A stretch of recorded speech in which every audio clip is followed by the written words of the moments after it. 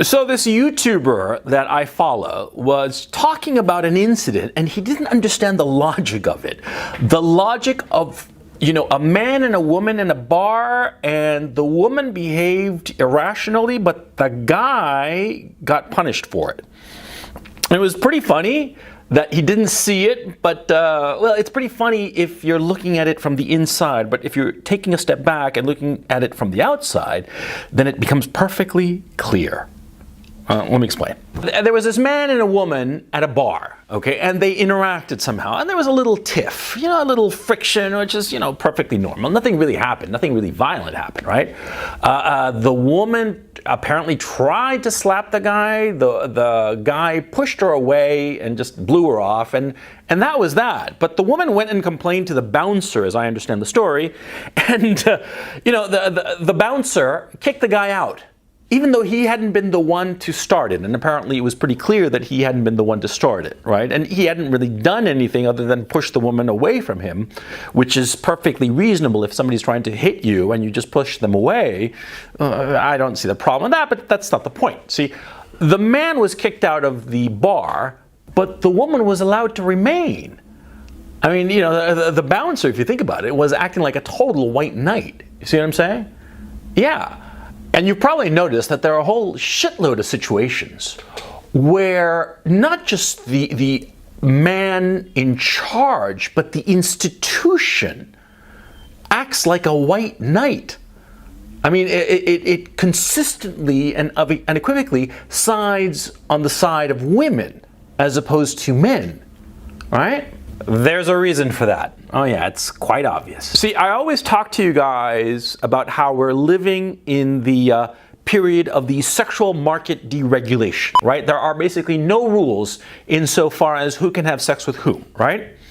So long as, the two people fancy each other, the two people are on the same side of the age of consent, and, and so far as there's willingness, any two people can have as much sex as they want. I mean, not any two people, anybody can have as much sex as they want, right?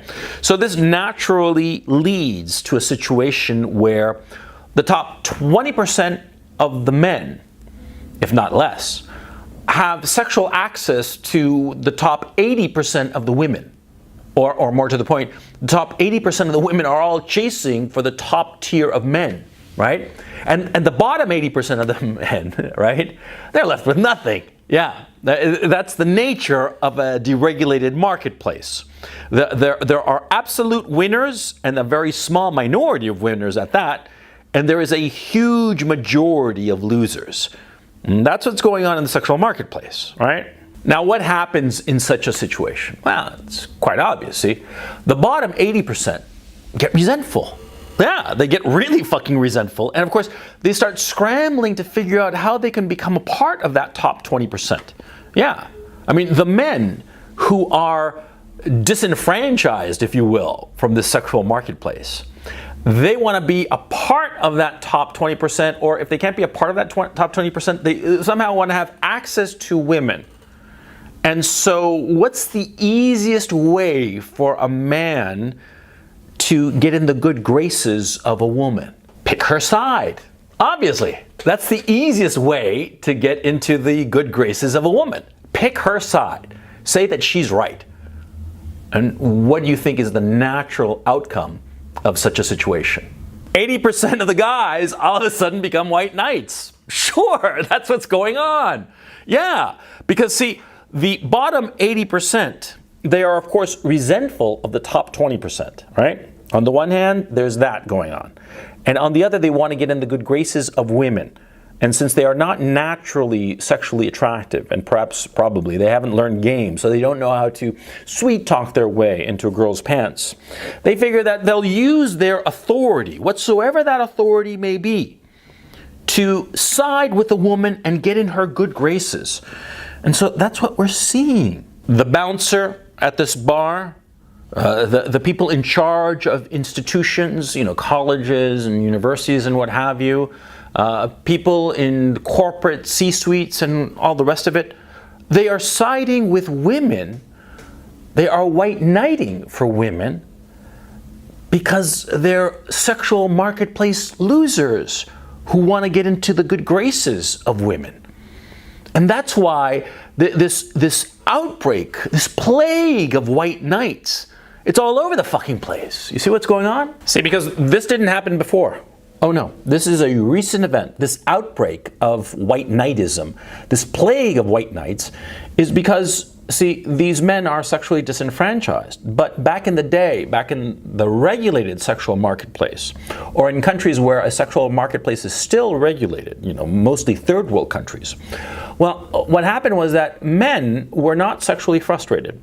Since they were not sexually frustrated, they had a much better sense of a lying woman. They weren't duped by lying women.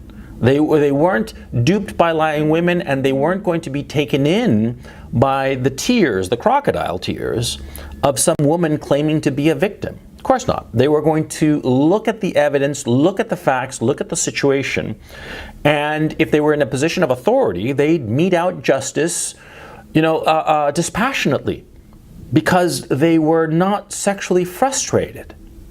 You see? But now, of course, that's not the case. Now, is it? Oh no. Now, 80% of single men, and a lot of the men who are married, right, they are sexually disenfranchised, right? They are sexually disenfranchised, they are sexually frustrated. They are romantically frustrated. And so because of it, whenever there is a woman around, they're going to side with the woman. It's going to be a natural outcome of that sexual and romantic frustration. Add to that, of course, the resentment, whether conscious or not, towards the top tier of men who just get all the pussy that they want. So it's going to be a double whammy. They're going to want to get in the good graces of women, and therefore they will side with them. And on the other hand, they will want to punish sexually successful men. And what does this lead to? It leads to injustices. Awful injustices.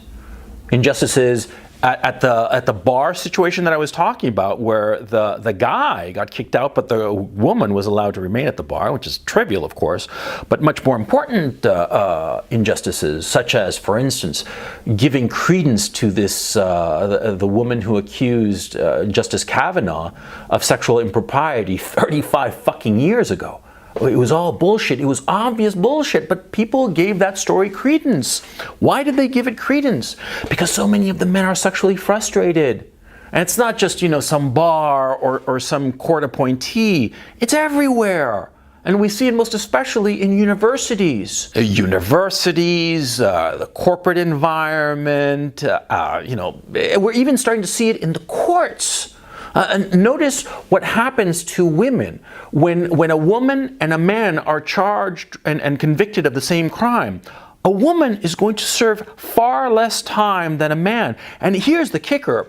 See, if you start looking at the statistics, and I did a cursory look on Google, see, the percentage of a sentence that a woman serves has been decreasing over time. If a man serves 100% of the sentence, the woman serves 50%, 40, 30%, and that trend is going down over time. What does that mean? What does that tell you? It tells you that during this period, we are experiencing and seeing more white knightism. And we're seeing it in the courts. Don't take my word for it. Go look it up for yourself. It's not that fucking hard to find, okay? We're seeing this. We're seeing this, and, that means that if you're a guy who's sexually successful, well, you're going to have to fucking deal with these fucking white knights now, aren't you? You're going to have to deal with these fuckers and realize what's going on, or realize their motivation. And their motivation is a combination of resentment towards you because you presumably are sexually successful, or at least not as sexually unsuccessful as they are. And also a desire to get in the good graces of women, and thereby hope that way they will be able to get some sort of sexual opportunity.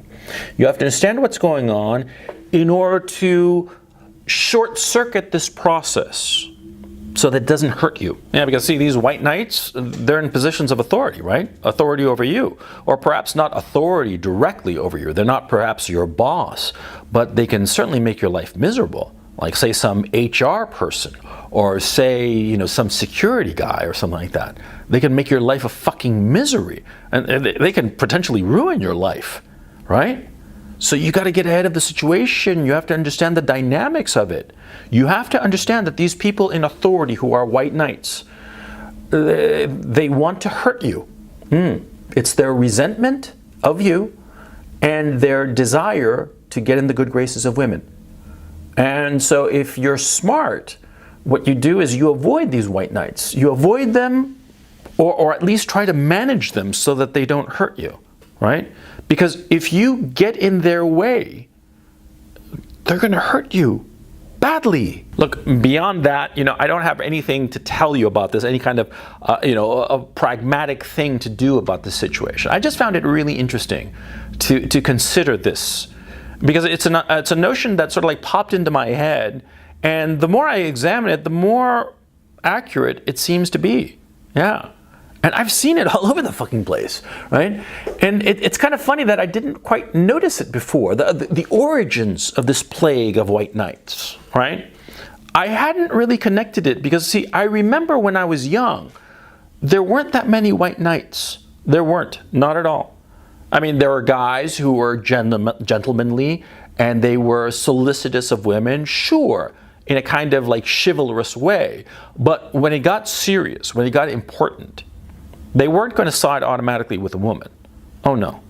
And they were smart enough and honest enough to look at things as they actually were and render an honest judgment.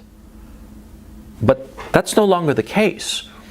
And I'm wondering, and this is just spitballing on my part here, but I'm wondering if a lot of the injustices that we're seeing in our contemporary society, injustices that 20, 30, 40 years ago just did not exist.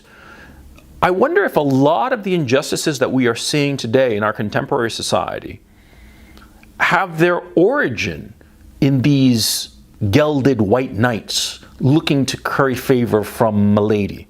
Huh? I wonder if a lot of the injustice that we are seeing now in our contemporary society is a product of resentment of the sexually more successful and a desire to curry favor with women who will never pay attention to these men. Huh? That's a thought.